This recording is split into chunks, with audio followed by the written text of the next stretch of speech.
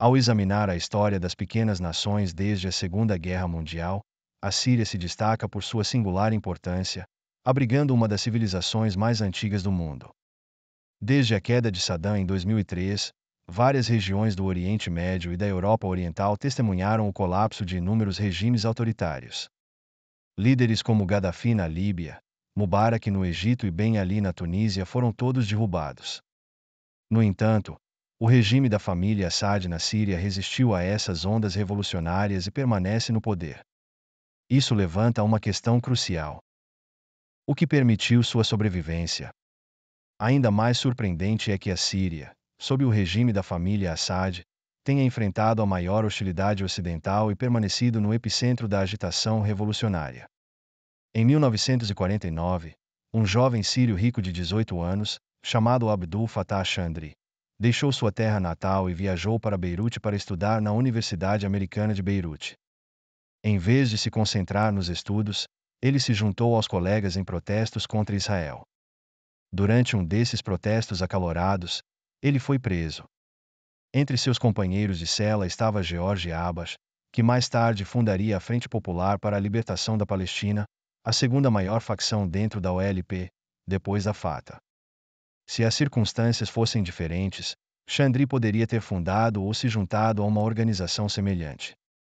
No entanto, 5 anos após sua prisão, ele se mudou para os Estados Unidos e plantou uma semente que mudaria o mundo. Desde o século XIX, o Império Otomano estava em declínio, levando a divisões internas. Na década de 1860, até mesmo os americanos chegaram. A Universidade Americana de Beirute, onde Chandri estudou, foi fundada por missionários americanos em 1866. Inicialmente registrada no estado de Nova York, era chamada de Colégio Protestante Sírio, antes de ser renomeada em 1920. Existe até um ditado: não importa o quão pequeno seja um país, sempre há libaneses lá. Com astúcia, incentivaram a família árabe hashemita, liderada pelo xerife de Meca, Hussein bin Ali, a se rebelar, prometendo: se vocês conseguirem, poderão estabelecer um Estado árabe que se estenda do Egito à Síria. Em 1916, o espião britânico Thomas Lawrence, destacando-se na habilidade britânica em formar alianças e conduzir a diplomacia, ajudou o Reino do Hejaz, liderado por Hussein, a declarar independência do Império Otomano. Em 1918, Hussein voltou a colaborar com as forças britânicas e tomou o controle da Grande Síria, destinando essa região ao seu terceiro filho, Faisal, que estabeleceu o Reino da Síria. Hussein tinha 3 filhos: Ali, Abdullah e Faisal. O mais velho, Ali, herdou o reino do Hejaz, sua terra natal, enquanto o segundo filho, Abdullah, recebeu o que hoje é a moderna Jordânia. Inicialmente, ambas as partes estavam satisfeitas com a divisão das terras. Durante a Primeira Guerra Mundial, as potências ocidentais vitoriosas redigiram secretamente o Acordo Sykes-Picot para dividir o Império Otomano. Segundo esse acordo, a Síria e o Líbano ficaram sob controle francês, enquanto a Jordânia foi destinada à Grã-Bretanha, e a Palestina foi designada para autogoverno. Consequentemente, o reinado de Faisal como rei foi curto, pois seu território se transformou em uma colônia ocidental. Insatisfeito com esse resultado, Faisal foi à Conferência de Paz de Paris para protestar. Lawrence, que anteriormente havia ajudado a família de Faisal, acompanhou a Paris vestido com trajes tradicionais árabes, mas seus esforços foram em vão. Sentindo-se traído pelas potências ocidentais, Lawrence recusou aceitar um título de cavaleiro do rei Jorge V. Em 1923, o Império Otomano já havia se desintegrado completamente. Diversas nações árabes dentro do antigo império declararam independência, levando a divisões internas entre os árabes. O reino do Hejaz, controlado por Hussein e passado para seu filho mais velho, Ali, entrou em guerra com o Ney, liderado por Ibn Saud. Devido à traição britânica, Hussein rompeu com os britânicos, que então passaram a apoiar Ibn Saud. Consequentemente, Hussein foi derrotado, e em 1924, o Hejaz foi anexado pelo Ney, formando o que hoje é a Arábia Saudita. No entanto, uma parte do Hejaz, especificamente a região de Aqaba Ma'an, não foi anexada e, em vez disso, foi cedida à Transjordânia, que estava sob controle britânico e era governada pelo segundo filho de Hussein. Após a Segunda Guerra Mundial, quando a Grã-Bretanha se retirou da Transjordânia, esta se tornou o Reino Hashemita da Jordânia. Voltando à região da Grande Síria, as potências ocidentais designaram Faisal para governar o Iraque, com o objetivo de controlar a agitação no país, que estava sob domínio britânico. Para a Grande Síria, as potências ocidentais aplicaram sua estratégia clássica de dividir para conquistar, resultando na divisão da Síria e do Líbano, originalmente sob controle francês, em dois países distintos. Após longas negociações e lutas, os franceses finalmente deixaram a região em 1946 e a Síria e o Líbano conquistaram sua independência. Embora a Síria e o Líbano tivessem sido uma única entidade, a Síria continuou a interferir nos assuntos libaneses, mantendo uma presença militar prolongada. Posteriormente, ele foi reconhecido como um dos mais dedicados defensores da União Árabe, ficando atrás apenas de Nasser. Na juventude, cunhou a famosa frase: "A União Árabe não é apenas uma emoção, é uma verdade eterna." No entanto, após a Segunda Guerra Mundial, o início da Guerra Fria trouxe mudanças sem precedentes ao Oriente Médio, e os elevados ideais do pan-arabismo enfrentaram duras realidades.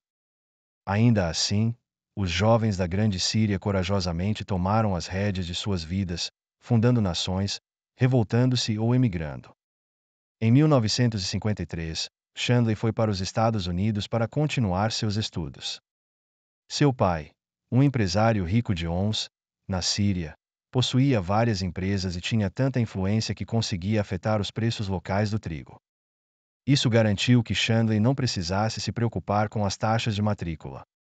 Ele começou na Universidade de Columbia, mas depois se transferiu para a Universidade de Wisconsin, onde buscou um doutorado em ciência política. Apesar dessas oportunidades, ele nunca se sentia plenamente satisfeito. No verão de 1954, Shandley se envolveu com Joanne, uma jovem americana de uma família rural conservadora germano-católica em Wisconsin.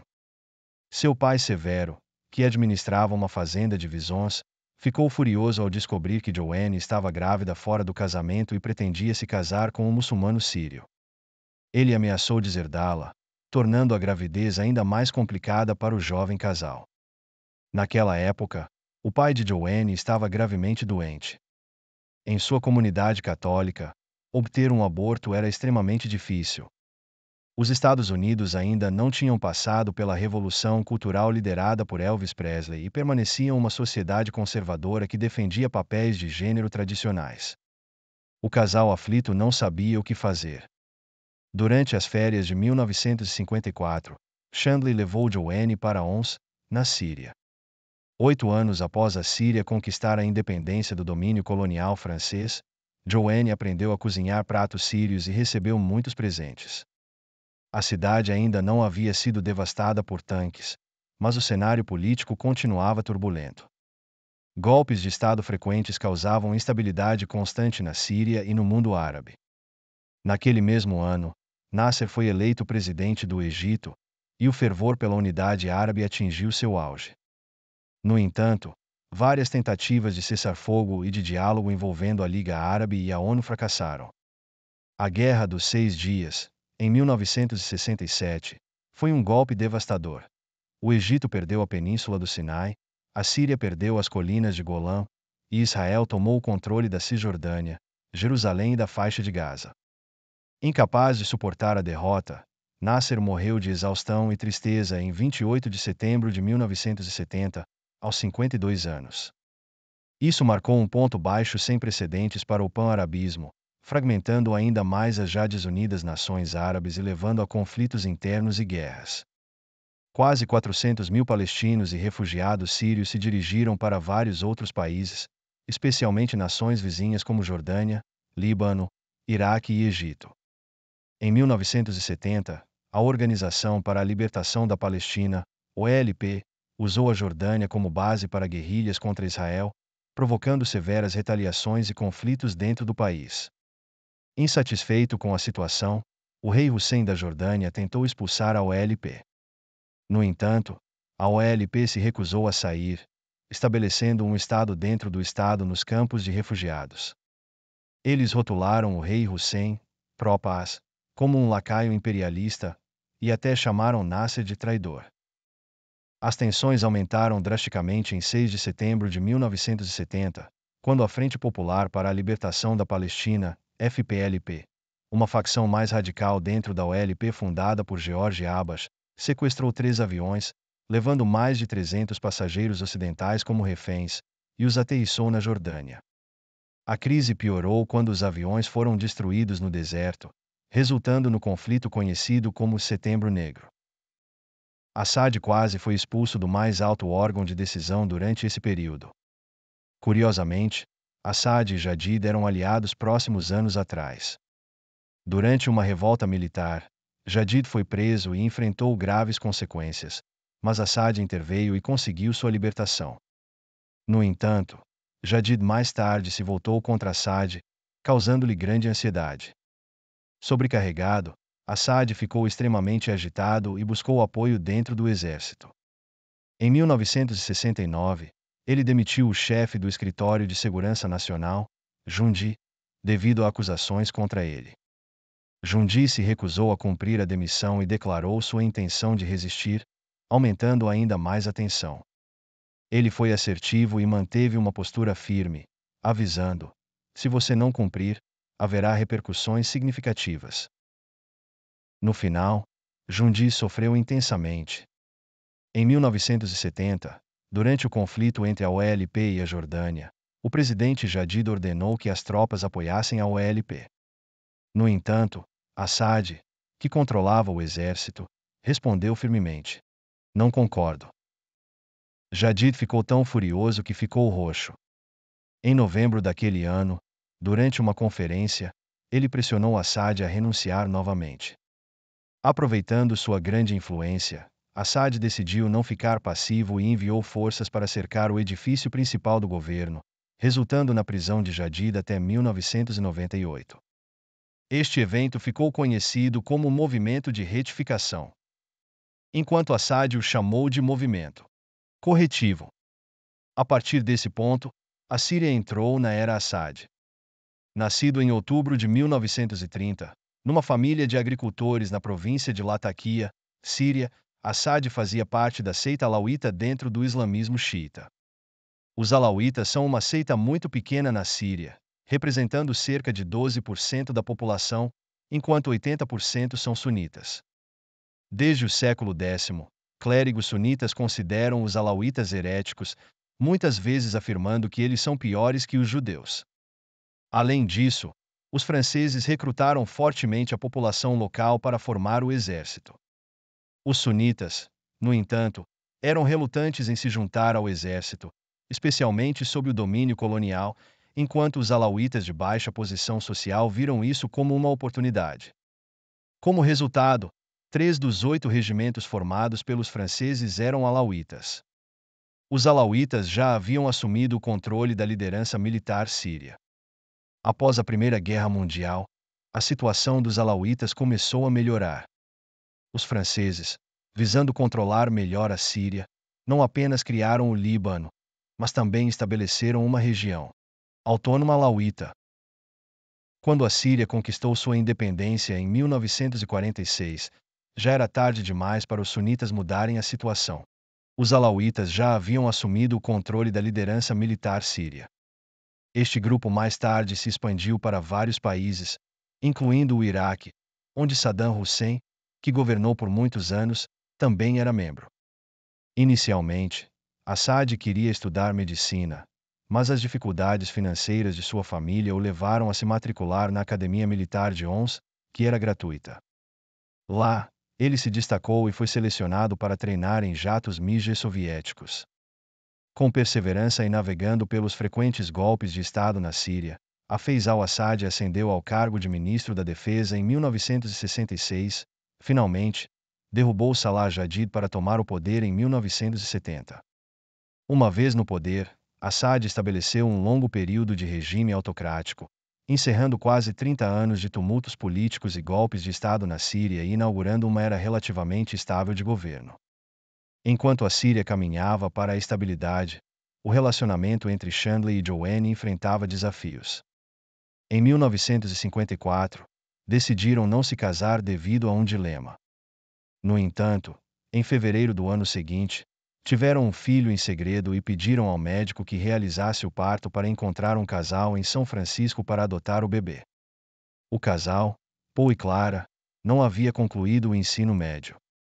Joanne inicialmente queria que os pais adotivos tivessem educação universitária, o que a fez hesitar em assinar os papéis de adoção por várias semanas. Preocupada com o futuro da criança, ela insistiu em um acordo por escrito para estabelecer um fundo para a educação universitária do filho. Talvez fosse o destino. Clara, uma das metades do casal adotivo, era de descendência armênia e, assim como Jean Dali, seus ancestrais também haviam vivido sob o Império Otomano. Embora Paul e Clara não tivessem frequentado a universidade, ambos trabalharam diligentemente durante a Segunda Guerra Mundial. Apesar de seus meios modestos, eram pessoas honestas e dedicadas, dispostas a fazer qualquer coisa pela criança. Antes de Joanne assinar os papéis de adoção, eles já haviam escolhido o nome da criança, Stephen Paul Jobs. Mais tarde, Joanne se casou com Jean Dali e, no terceiro ano de casamento, tiveram outra filha chamada Mona. Como o pai de Joanne havia previsto, o casamento durou apenas até 1962. Após o divórcio, Jean Dali desapareceu sem deixar rastros. Joanne se casou novamente, mas em 1970, estava solteira mais uma vez. Mudou-se para Los Angeles com sua filha Mona. Enquanto isso, Jobs havia perdido completamente o contato com sua família biológica, não sabendo seus nomes nem paradeiros. 6 anos depois, ele fundou a Apple. Em fevereiro de 1982, sob as ordens de Assad, seu irmão Rifaa liderou uma força de 12.000 soldados para sitiar a cidade. A operação, que durou quase um mês, resultou em muitas mortes. As raízes desse incidente remontam aos primeiros anos do governo de Assad. Em 1963, o partido Baath de Assad assumiu o poder, promovendo uma ideologia secular de unidade, liberdade e socialismo, encerrando efetivamente a divisão interna da Síria. Outros partidos políticos e organizações sociais foram banidos, mas alguns grupos, especialmente a Irmandade Muçulmana, continuaram a resistir e a se envolver em lutas contra o governo. A Irmandade Muçulmana, originalmente fundada no Egito pelo professor primário Hassan al-Banna, é uma organização islamista conhecida por seu envolvimento em revoltas e tumultos. Após Assad assumir o poder em 1970, os esforços anti-governo da Irmandade Muçulmana se intensificaram. Isso aconteceu porque Assad continuou a seguir um caminho secular e adotar uma diplomacia pragmática, que estava em direta oposição à ideologia islamista da Irmandade. Em 1973, Assad consolidou os poderes do partido, do governo e do sistema jurídico sob uma nova constituição. O primeiro grande protesto iniciado pela Irmandade Muçulmana levou a um aumento nas medidas governamentais para apaziguar a situação. Apesar dos esforços, as tensões aumentaram, resultando em inúmeras baixas e perdas significativas de civis devido a bombardeios aéreos indiscriminados e desproporcionais. Em 1976, o Líbano mergulhou em uma guerra civil, envolvendo 3 principais facções: cristãos, falangistas ou maronitas, muçulmanos e a Organização para a Libertação da Palestina, OLP, exilada. Assad, defensor do pan-arabismo com fortes ambições de uma grande Síria, acreditava que Síria, Líbano e Palestina eram essencialmente uma única nação. Assim, quando a Guerra Civil Libanesa começou, ele viu uma oportunidade para intervir com força. Inicialmente, ele se aliou aos cristãos para combater a OLP e os muçulmanos. Esse movimento irritou a Irmandade Muçulmana, que argumentou que, embora Assad fosse xiita, ele ainda era muçulmano, e apoiar os cristãos era uma traição, rotulando-o de traidor e peão de Israel. Eles convocaram uma jihad para derrubar Assad. Desta vez, A Irmandade Muçulmana estava mais bem organizada, com unidades militares bem equipadas, financeiramente sólidas e bem treinadas, algumas até treinadas no exterior, inclusive na União Soviética. A Irmandade também recebeu apoio de vários países muçulmanos, como Jordânia, Iraque, Arábia Saudita e Egito, além de Israel e dos Estados Unidos. Os Estados Unidos e Israel queriam controlar o Líbano, e a intervenção de Assad atrapalhou seus planos. Eles esperavam que um conflito entre Assad e a Irmandade lhes permitisse tirar proveito do caos. Em 1980, a Irmandade Muçulmana havia se expandido significativamente, formando uma frente islâmica antigovernamental na Síria. Essa frente incluía não apenas extremistas religiosos, mas também muitos indivíduos da classe média urbana frustrados com a corrupção governamental, a incompetência e o declínio econômico. Ela uniu elementos de esquerda e de direita, bem como apoiadores da OLP e facções pró-Jadid. Durante esse período, a reputação de Assad no mundo muçulmano despencou. A publicação da Frente Islâmica, Vitória, rotulava-o como uma cobra, um vilão e um leão no Líbano, mas um coelho nas colinas de Golã. Em 1979, altos funcionários alauítas em várias posições foram frequentemente alvos de incidentes. Até mesmo o médico pessoal de Assad, seus conselheiros e o comandante das forças de mísseis foram afetados. Em junho de 1979, guerreiros sagrados atacaram a escola de artilharia de Alepo, afetando muitas pessoas. Este foi apenas um dos muitos atos violentos que se espalharam pelo país, criando um estado de constante agitação. Para enfrentar os desafios impostos pela Irmandade e seus aliados, Rifaa emitiu um severo aviso e fez extensas preparações. Relatos indicam que medidas severas foram aplicadas, afetando não apenas os detidos, mas também suas famílias. Entre 1980 e fevereiro de 1982, pelo menos 6 operações importantes foram realizadas, sendo o incidente de Hama um dos mais notórios. Por exemplo, durante uma operação na prisão de Palmira, um grande número de pessoas foi afetado em um único dia. Em 1981, as duras repressões de Rifaa haviam sufocado levantes em todo o país, exceto em Hama, onde a Irmandade Muçulmana continuava desafiadora. Em 2 de fevereiro de 1982, cerca de 500 militantes invadiram um edifício-chave em Hama, resultando em muitas vítimas e um cerco de 10 dias à cidade. Em resposta, Assad ordenou uma repressão total em Hama. O resultado foi devastador, com a cidade sofrendo danos significativos e muitos inocentes enfrentando graves consequências. Qualquer pessoa suspeita de ligação com a Irmandade Muçulmana enfrentou represálias brutais. O incidente de Hama deixou um impacto psicológico duradouro e é lembrado como um evento marcante na história do regime Assad. Anos depois, observadores ocidentais descreveram a situação como extremamente severa, cunhando o termo regras de Hama, para significar uma ausência total de regulamentos. Esse grande evento pôs fim ao caos interno na Síria, mas também levou muitos sírios a fugirem devido às ações do regime. Em novembro de 1983, apesar da agitação, Assad foi temporariamente incapacitado por problemas cardíacos e diabetes. Incapaz de gerenciar todos os assuntos pessoalmente, teve que delegar mais poder aos seus assessores de confiança. Essa mudança na dinâmica de poder incentivou aqueles que cobiçavam sua posição a agirem, com seu irmão Rifaa sendo o mais ambicioso. No início de 1982, algumas figuras militares já haviam demonstrado tendências rebeldes. No auge das atividades da Irmandade Muçulmana, um general e vários coronéis reuniram 140 oficiais e pilotos para organizar um pequeno golpe. Embora tenha falhado, isso abalou a confiança das pessoas em Assad.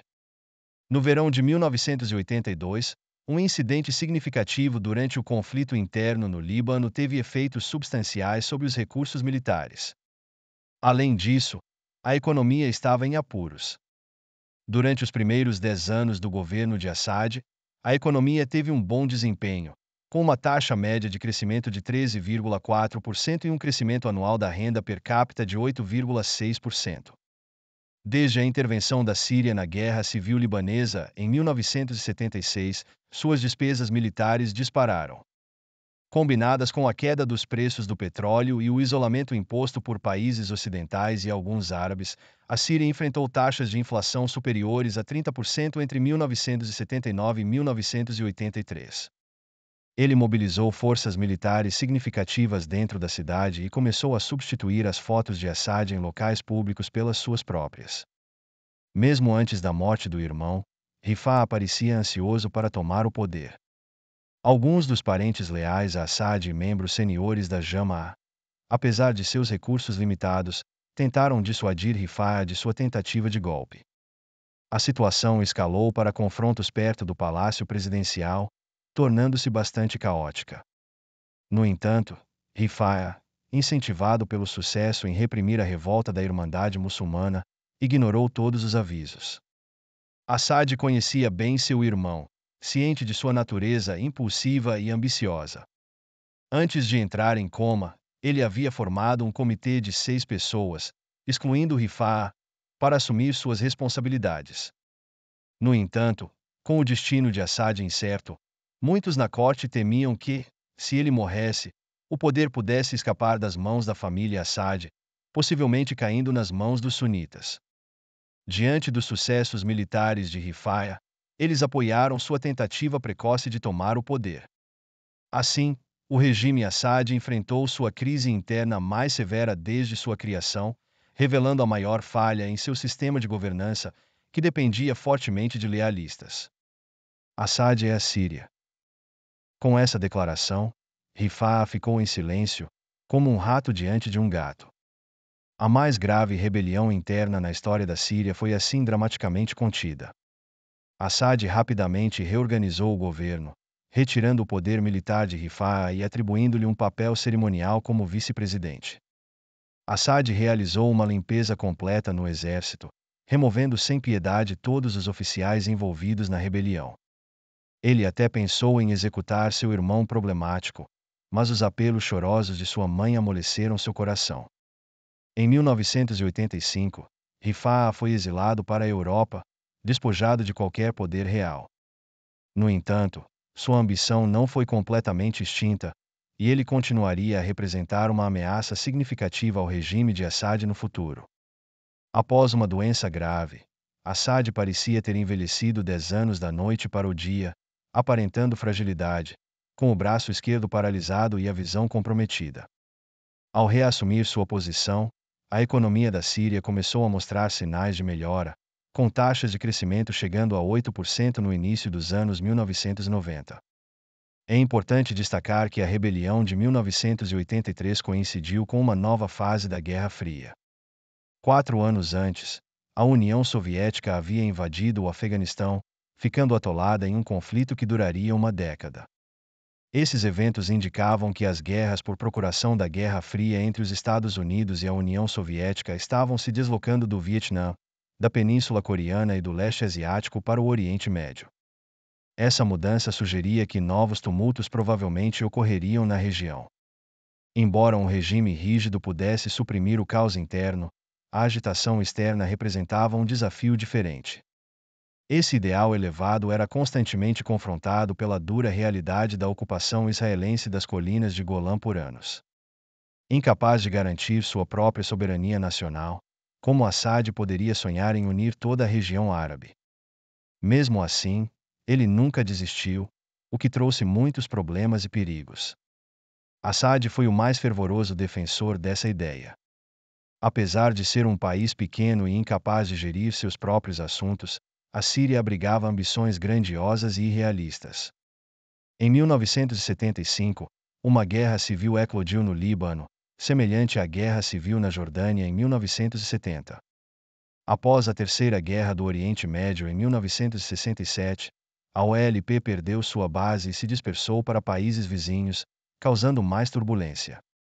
No Líbano, os cristãos maronitas tentaram expulsar a OLP, enquanto os muçulmanos sunitas a apoiavam, resultando em conflitos. Vendo uma oportunidade para perseguir seu sonho de uma grande Síria, Assad enviou cerca de 30.000 tropas para ocupar o norte do Líbano.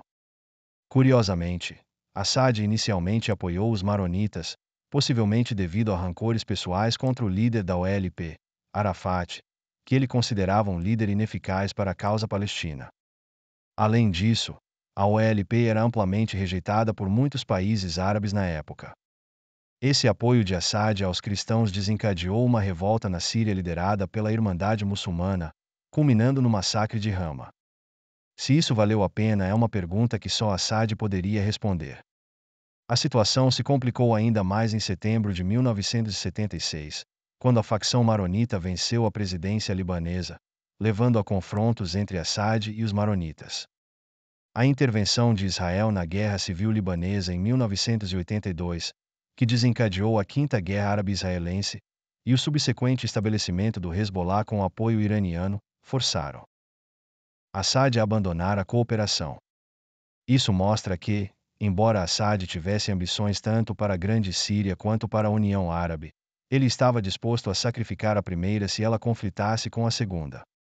De 1982 a 1990, durante a Guerra Civil Libanesa, Israel e seus aliados cristãos inicialmente ganharam vantagem, instalando um presidente cristão linha dura, Bashir Gemayel, que foi posteriormente assassinado.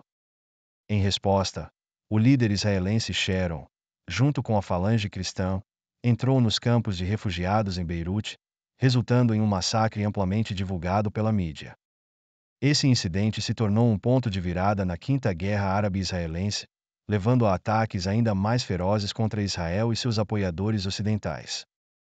Em abril e outubro de 1983, as embaixadas dos Estados Unidos e da França no Líbano, assim como a sede das forças de paz, foram atingidas por graves incidentes, resultando em inúmeras baixas.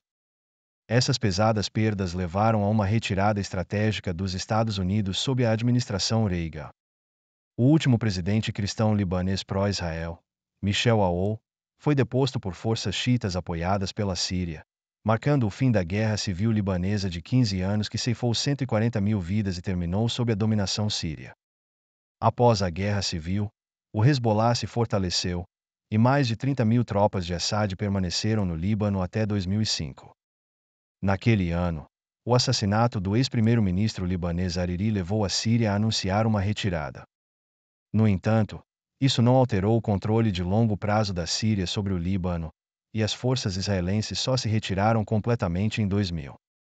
Sob essa perspectiva, a Síria obteve algumas vantagens da Guerra Civil Libanesa, pelo menos até 1990, mantendo uma posição superior em relação a Israel e ao Ocidente. A razão subjacente é clara. Naquela época, a União Soviética era a única força que contrabalançava o Ocidente, e Assad aproveitou a dinâmica da Guerra Fria entre os Estados Unidos e a URSS. Durante os estágios iniciais da Guerra Civil Libanesa, Assad apoiou os cristãos maronitas, o que atraiu críticas da União Soviética. Brezel chegou a escrever-lhe, acusando-o de trair um aliado. Assad ignorou essa crítica e, em vez disso, buscou o apoio dos Estados Unidos e de Israel. Quando pressionado, ele ameaçou revogar o acesso da Marinha Soviética ao porto de Tartus. Em 1977, quando Carter assumiu a presidência dos Estados Unidos, Assad começou a fortalecer os laços com os americanos, e a relação entre eles se tornou bastante próxima. Os americanos apoiaram Assad, vendo nele o único capaz de estabilizar o caos no Líbano. À medida que Assad se aproximava do Ocidente, a União Soviética ficava cada vez mais preocupada com a possibilidade de perder sua influência. Surpreendentemente, a invasão inicial do Líbano pela Síria recebeu apoio tanto dos Estados Unidos quanto da União Soviética. Esse duplo apoio foi crucial para que Assad ocupasse e controlasse o norte do Líbano. No entanto, a questão permanecia.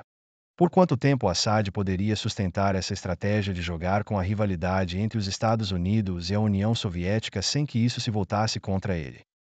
Em 1973, o presidente egípcio Sadat, continuando o legado de Nasser, usou a ajuda militar soviética para liderar uma coalizão de estados árabes, incluindo a Síria, em um ataque significativo contra Israel. Essa guerra permitiu que o lado árabe recuperasse alguns territórios perdidos. O Egito recuperou a península do Sinai, e a Síria recuperou 663 km², incluindo a cidade de Quneitra. No entanto, após alcançar seus objetivos estratégicos, Sadat mudou sua postura, buscando a reconciliação com Israel, apesar das questões não resolvidas na Cisjordânia e nas colinas de Golã. Essa mudança teve graves repercussões, levando à completa desintegração da aliança militar e política árabe formada sob a liderança de Nasser. Como resultado, as esperanças da Síria de recuperar as colinas de Golã e estabelecer um Estado palestino tornaram-se cada vez mais distantes. Sadat enfrentou sérias consequências por suas decisões. Em outubro de 1981, ele foi assassinado durante um desfile militar.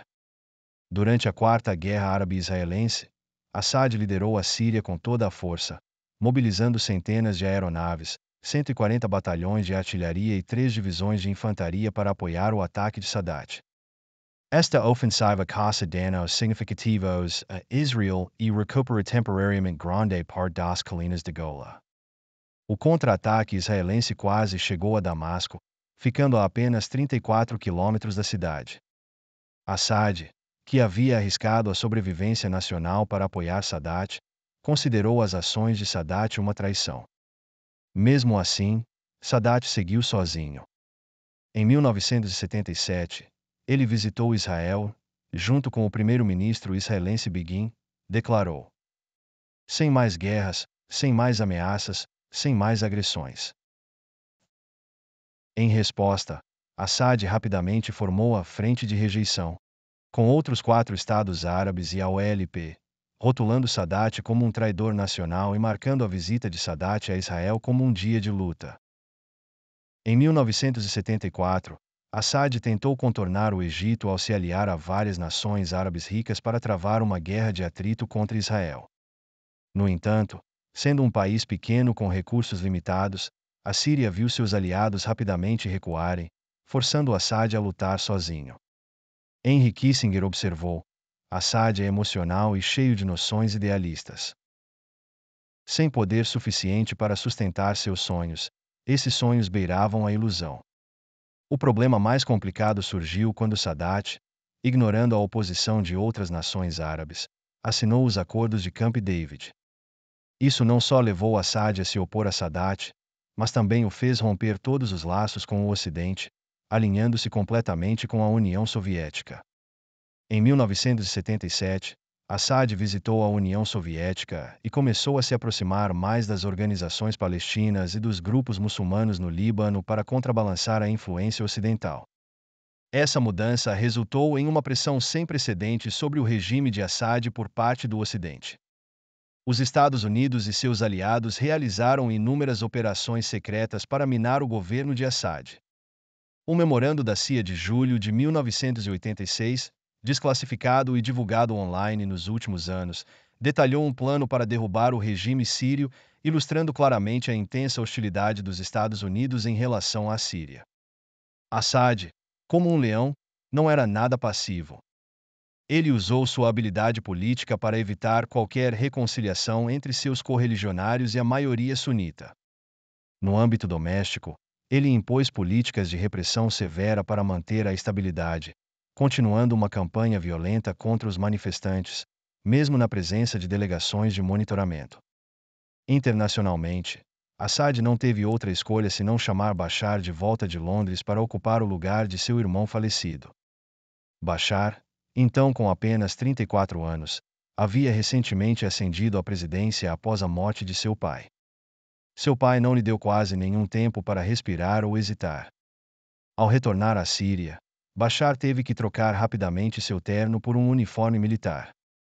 Ele se apresentou na Academia Militar de 11 e foi imediatamente promovido a tenente-coronel. Por que a pressa? A resposta é simples: a situação na Síria era crítica, complicada pelo envolvimento de outros países e combatentes organizados. 3 anos antes da morte de Basile, o colapso da União Soviética deixou a Síria sem seu principal apoiador. Além disso, o fim da guerra Irã-Iraque e a eclosão da Guerra do Golfo aceleraram a fragmentação do mundo árabe, com a Síria rapidamente se alinhando à aliança anti-Iraque. Assad não apenas perdeu a União Soviética como principal apoiador, mas também o suporte de outros aliados árabes, ficando dependente de Irã e Rússia. No ano do colapso da União Soviética, os Estados Unidos iniciaram as Conversações de Paz de Madrid, forçando Síria, Líbano, Jordânia e a OLP a negociar disputas territoriais com Israel. A Síria não participou dos acordos de Oslo, que permitiram o estabelecimento de uma autoridade palestina e a assinatura de acordos de paz entre Israel e a Jordânia em julho de 1994, pois defendia uma solução diferente. Assad, um político astuto e estrategista habilidoso, compreendia melhor do que ninguém o perigo dessa situação. Mesmo um pequeno deslize poderia significar a queda da Síria, pois a região já estava instável e em declínio econômico. Para complicar ainda mais, a saúde de Assad piorou na época da morte de Basil devido a problemas cardíacos e diabetes, agravados pela tristeza de perder seu filho. 10 anos antes, seu irmão Rifaa havia tentado um golpe quando Assad estava doente. Em 1992, Rifaa retornou do exílio e foi nomeado vice-presidente, embora sem poder real. Após a morte de Basil, muitos temiam que a história pudesse se repetir. Apesar desses desafios, uma economia forte poderia ter dado algum alívio ao regime. Infelizmente, durante aqueles anos, a economia da Síria estava particularmente fraca devido aos altos gastos na Guerra Civil Libanesa. De 1990 a 1994, os gastos com defesa consumiram 54,5% do total das despesas da Síria. Em um período tão crítico, como Assad poderia encontrar alguma paz? Essa urgência explica por que ele estava tão ansioso para chamar Bashar de volta e colocá-lo no poder.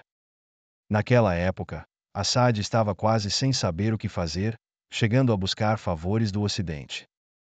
Ele começou a permitir que os jornais mencionassem Israel pelo nome, e líderes israelenses começaram a aparecer na televisão síria. Apesar de sua doença, ele viajou ao Egito, um país que havia criticado anteriormente por traição, para buscar apoio de um antigo aliado.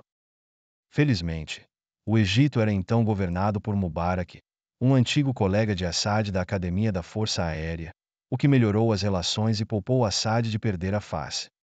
Em 1999, Assad sabia que seu tempo era limitado devido ao agravamento de sua saúde e começou a preparar seu filho, Bashar, para sucedê-lo. Por volta desse período, o primeiro-ministro de Israel anunciou planos para retirar as tropas do Líbano, o que aumentou a pressão sobre a Síria para fazer o mesmo. A comunidade internacional exigia a retirada de todas as forças militares estrangeiras que haviam entrado no Líbano durante a Guerra Civil, visando restaurar a soberania do país. Se Israel se retirasse, a Síria, que ainda mantinha tropas estacionadas lá, enfrentaria uma enorme pressão internacional. Com pouco tempo restante, Assad olhou para seu filho Bashar, que ainda não tinha idade legal para se tornar presidente, sentindo-se completamente perdido e incerto sobre o que fazer. Nos seus últimos momentos, Assad fez várias arrumações de última hora para garantir a transferência de poder. Ele substituiu 23 dos 35 ministros por novos rostos e demitiu o primeiro-ministro que poderia ameaçar a sucessão de seu filho. 2 semanas após a retirada israelense do Líbano, Assad, tomado pela ansiedade, sofreu um ataque cardíaco repentino. Poucas horas antes de sua morte, ele ainda estava ao telefone com o presidente libanês, explicando por que a Síria ainda não havia retirado suas tropas e buscando apoio para seu filho inexperiente. Em 2000, Bashar tinha apenas 34 anos. De acordo com a Constituição síria, os candidatos à presidência deviam ter pelo menos 40 anos. No entanto, o parlamento, controlado pelos lealistas de Assad, emendou a Constituição em apenas 2 horas após a morte de Hafez al-Assad, reduzindo a idade mínima para candidatos presidenciais para 34 anos. Rifaa, conhecido por sua ambição desmedida, criticou a medida como uma traição à Constituição síria, sinalizando o fim da legitimidade da presidência. Ele até colaborou com a Irmandade Muçulmana Síria no exílio no Reino Unido, com o objetivo de derrubar o regime de Bashar. Consequentemente, uma das primeiras ações de Bashar após assumir o poder foi emitir um mandado de prisão para seu tio.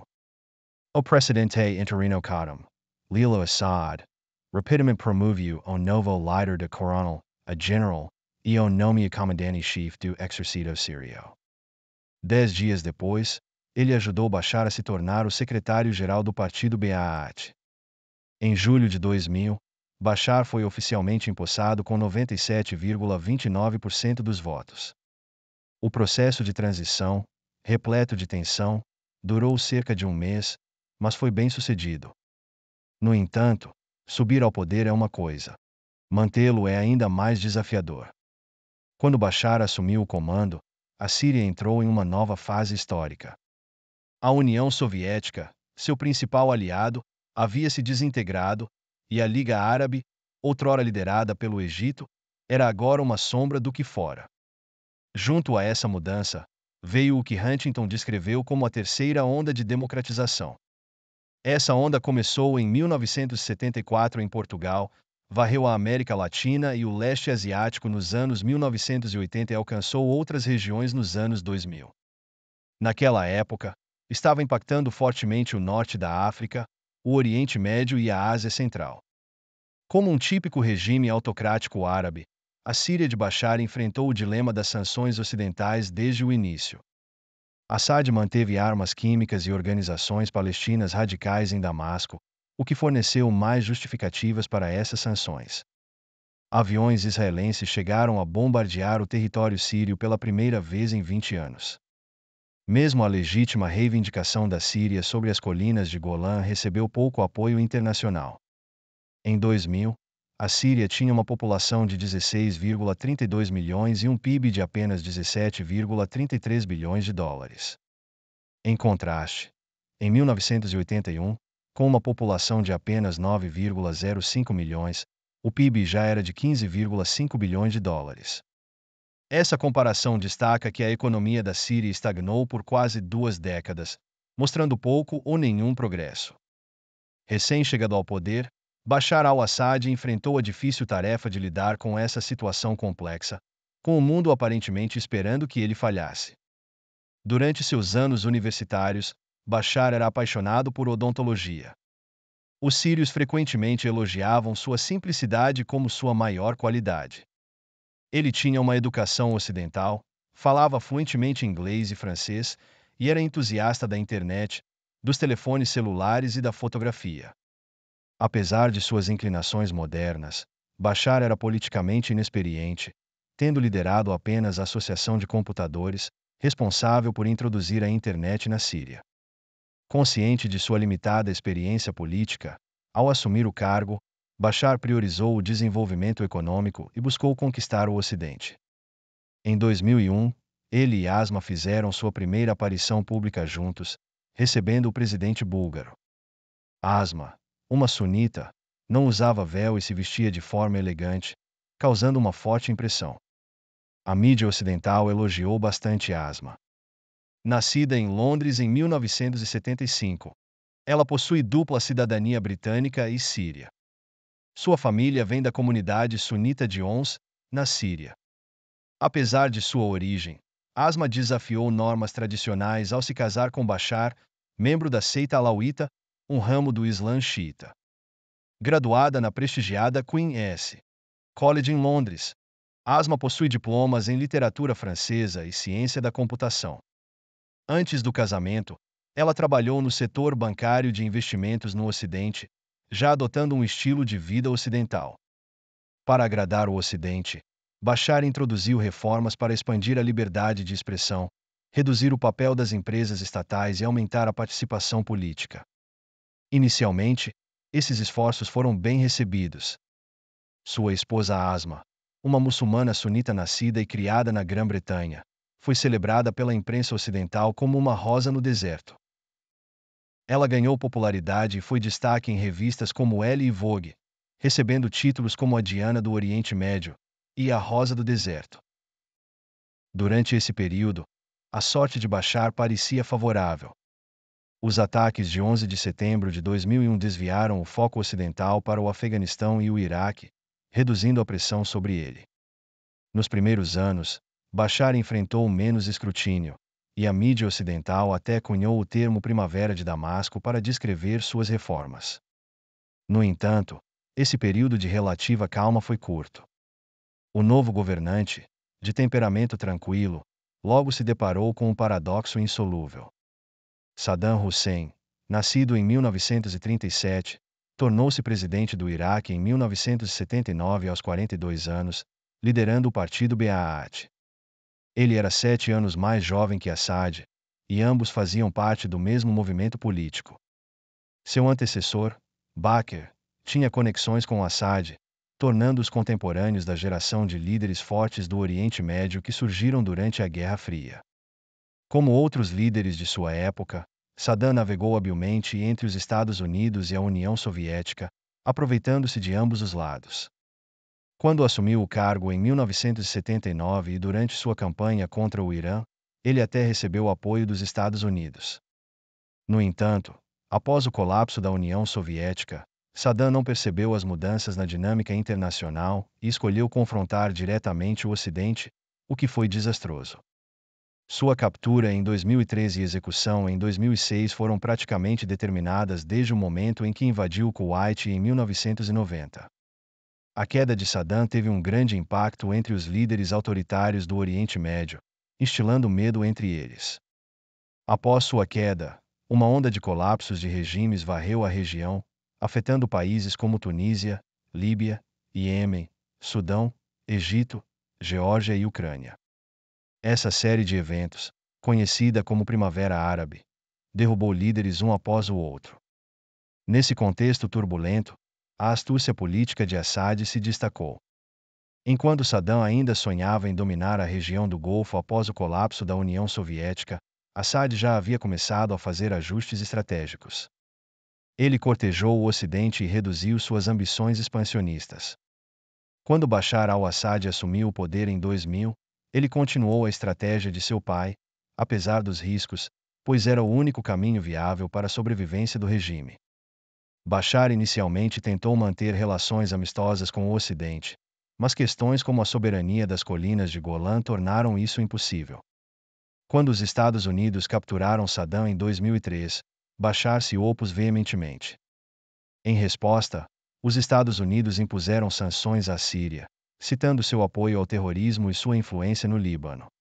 Em 2005, após o assassinato do primeiro-ministro libanês Hariri, Bashar anunciou a retirada das tropas sírias do Líbano, mas os Estados Unidos mantiveram as sanções. As reformas de estilo ocidental promovidas por Bashar não trouxeram a estabilidade esperada, mas sim desencadearam tumultos internos. Seus esforços para promover a liberdade de expressão e aumentar a participação política levaram a atividades subversivas por parte dos intelectuais. As reformas econômicas de Bashar, que visavam a transição de uma economia planificada para uma economia de mercado inspirada no modelo chinês, resultaram em rápido crescimento econômico, mas também em desigualdade social. Após a Primavera de Damasco, em 2001, Bashar teve que usar a força para reprimir vários grupos dissidentes. Durante esse período de controle mais brando, os curdos no Nordeste começaram a se agitar em 2004, levando a uma revolta que forçou Bashar a reprimi-los novamente. Facções conservadoras e interesses estabelecidos dentro do antigo regime, cujos benefícios foram comprometidos pelas reformas de Bashar, passaram de uma lealdade inabalável para uma oposição aberta. Muitos desses opositores eram anteriormente os ministros mais leais de seu pai, incluindo Saddam, o ex-presidente interino que ajudou Bashar a ascender ao poder em 2000, mas que mais tarde se voltou contra ele. Bashar ficou atordoado. Portanto, reformas e a redução de poder eram necessárias. Bashar removeu cerca de 60% desses antigos ministros do partido Baath, do parlamento e do governo, substituindo-os por profissionais mais jovens. Embora isso tenha tornado o país mais moderno, também levou a uma crise de vazio dentro do regime Assad, enfraquecendo sua autoridade. Consequentemente, diversos conflitos tribais, religiosos e étnicos eclodiram, dificultando cada vez mais o caminho para as reformas. Como Huntington observou, a modernidade gera estabilidade, mas o processo de modernização gera caos. Assim como na Revolução Tunisiana, a crise síria foi desencadeada por um evento aparentemente aleatório. Em 6 de março de 2011, forças de segurança detiveram 15 jovens por pintarem grafites contra o governo. A repressão foi severa, com alguns jovens enfrentando tratamentos brutais e as mães de 9 deles sendo alvo de represálias. Até meados de 2012, a crise havia se transformado em uma guerra civil em grande escala, com combates se espalhando por todo o país e o número de fatalidades aumentando a taxas alarmantes. Com o conflito se intensificando, forças antigovernamentais na Síria surgiram de todos os lados, como um ninho de vespas agitado. Essas forças incluíam movimentos separatistas nas áreas curdas, líderes tribais e políticos exilados. Desertores do exército sírio formaram sua própria facção, conhecida como o Exército Sírio Livre. Além disso, surgiram comitês locais de coordenação, defendendo a autonomia local. Impulsionados pelas reformas regionais e pela crise, intelectuais públicos se tornaram uma facção significativa. Diversos grupos de manifestantes foram mobilizados, incentivados por relatos de violência das forças de segurança. A vizinha Turquia, com suas disputas de longa data com a Síria sobre recursos hídricos, questões curdas e reivindicações territoriais, aproveitou a oportunidade apresentada pela turbulência na Síria. A Turquia exigiu que Bashar al-Assad renunciasse e transferisse o poder para grupos de oposição, incluindo aqueles ligados à Irmandade Muçulmana. O Ocidente, especialmente os Estados Unidos, deixou clara sua posição, com Obama declarando de forma direta: a melhor solução para a crise síria é que Bashar renuncie. A Arábia Saudita, o Catar e outros estados do Golfo uniram-se em coro, exigindo que Bashar renunciasse ao poder. Tanto a Liga Árabe quanto a Organização da Cooperação Islâmica suspenderam a adesão da Síria. O novo presidente do Egito, Mohamed Morsi, membro da Irmandade Muçulmana, anunciou o rompimento das relações com a Síria. O Líbano, que havia suportado o domínio sírio por muito tempo, observou discretamente com satisfação. Israel, por outro lado, ficou contente ao ver a Síria mergulhada no caos. No início da guerra civil, o Ocidente impôs sanções quase totais ao regime de Bashar al-Assad. Embora a Síria estivesse imersa na onda de revoluções coloridas orquestradas pelo Ocidente, foi essa mesma onda que incubou as forças internacionais que garantiram sua sobrevivência. As mais cruciais dessas forças foram o Irã e a Rússia de Putin, enquanto as forças curdas e o grupo extremista ISIS o ajudaram indiretamente. Vamos detalhar isso. Primeiro, o Irã, a maior potência xiita do Oriente Médio, naturalmente se alinhou com o regime de Bashar. Desde a Revolução de 1979 liderada por Khomeini, que estabeleceu um governo teocrático, o Irã tem sido um adversário constante do Ocidente e um opositor ferrenho de Israel. A Guerra do Golfo em 1990 e a Guerra do Afeganistão em 2001 desviaram a atenção do Ocidente, proporcionando ao Irã uma oportunidade ideal para expandir sua influência. Quando a Guerra Civil Síria começou, o Irã apoiou firmemente o regime de Bashar, oferecendo um suporte abrangente que incluía equipamentos militares, pessoal e assistência econômica. A Rússia também desempenhou um papel crucial. Putin, que ascendeu ao poder após o colapso da União Soviética, emergiu como um novo líder autoritário. Quando o Ocidente direcionou suas revoluções coloridas contra o regime de Bashar, Putin considerou isso inaceitável tanto emocionalmente quanto racionalmente. Além disso, ele estava empenhado em reviver a influência da Rússia, reminiscente da era soviética. Isso ficou claro no apoio da Rússia ao regime sírio para manter sua estrutura e evitar o caos visto na Líbia. Em 2014, após os Estados Unidos fornecerem ajuda substancial às forças de oposição sírias, particularmente às milícias curdas, sob o pretexto de combater o ISIS, a Rússia também interveio para apoiar o regime de Bashar. Até o final de 2017, os esforços combinados dos Estados Unidos e da Rússia haviam reduzido significativamente a presença do ISIS na Síria. Isso acabou beneficiando Bashar, permitindo-lhe recuperar territórios significativos e consolidar seu poder. Foi após a recaptura de Alepo das forças de oposição que o regime de Bashar conseguiu sair da beira da destruição e ganhar vantagem na guerra civil. Nesse momento, os Estados Unidos estavam bastante frustrados, pois seu objetivo estratégico era derrubar o regime de Bashar. No entanto, como o ISIS era uma organização terrorista extremista, os Estados Unidos se viram na posição paradoxal de ter que ajudar um inimigo a eliminar outro.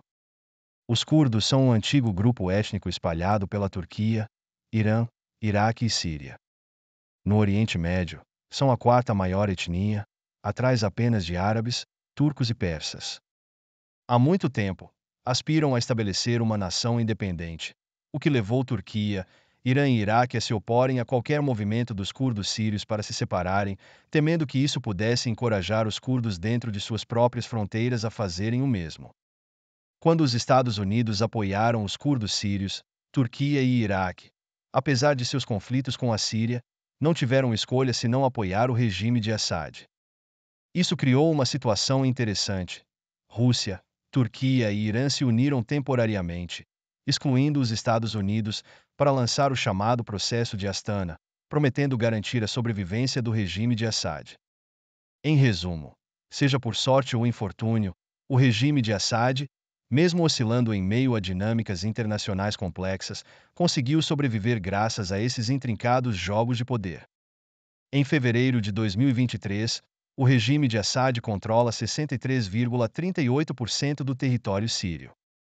Os curdos dominam cerca de 26% do território e agora buscam maior autonomia enquanto apoiam o governo de Assad. As forças de oposição, que confrontam o governo, controlam aproximadamente 11% do território. Desde o início da Guerra Civil em 2011, pelo menos 350 mil pessoas morreram, incluindo mais de 22 mil crianças. Metade da população da Síria antes da guerra, aproximadamente 21,32 milhões de pessoas, foi deslocada, tornando-se refugiada. Em 2020, Turquia e Rússia, as duas principais forças intervenientes, chegaram a um acordo de cessar-fogo que trouxe uma relativa calma às principais facções na Síria, embora os conflitos ainda não tenham terminado. Grupos como o ISIS já não controlam nenhum território, mas continuam ativos a nível local. Em 2023, a Liga Árabe e a Organização de Cooperação Islâmica readmitiram a Síria, e a Arábia Saudita restabeleceu relações diplomáticas com o país. Isso marcou o fim dos 13 anos de exclusão do regime de Assad pelo mundo árabe, reconhecendo como vencedor da guerra civil. Em março do ano passado, a China mediou uma reconciliação entre a Arábia Saudita e o Irã, desencadeando uma nova onda de paz no Oriente Médio que acabou beneficiando indiretamente a Síria. Relatos indicam que Assad chegou a enviar seus filhos para estudar na China. Desde 2019, muitos artefatos sírios têm sido exibidos na China, sugerindo uma busca por apoio. Atualmente, a Síria precisa de muito mais do que apenas armas e munições. O país necessita desesperadamente de amplos mercados de energia, infraestrutura, fertilizantes, pesticidas e sementes de trigo. A paz e a segurança que incontáveis viúvas, órfãos e refugiados tanto desejam, uma vida livre de conflitos, também são urgentemente necessárias.